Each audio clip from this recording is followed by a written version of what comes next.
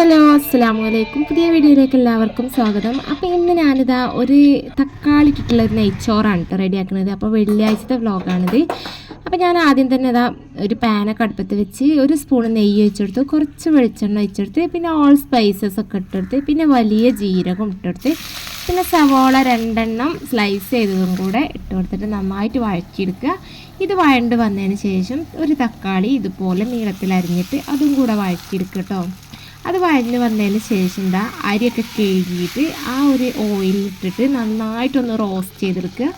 പിന്നെ അരിൻ്റെ പാകത്തിന് തിളച്ച വെള്ളം ഒഴിച്ച് കൊടുക്കണം. എന്നിട്ട് നമ്മൾക്കത് തിളച്ചതിന് ശേഷം ഉപ്പും പാകത്തിന് ഇട്ട് കൊടുത്തിട്ട് അത് അടച്ച് വെക്കണം കേട്ടോ.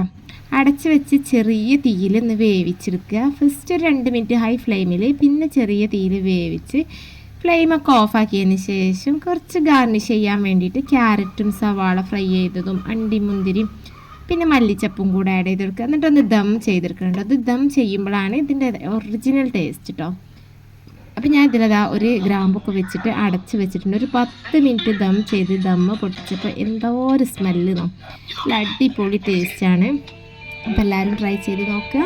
പിന്നെ നല്ല തൈരും ചിക്കനും പപ്പടും എല്ലാം കൂടെ കൂട്ടി നല്ല ഉഷാറായി വെച്ചിട്ട്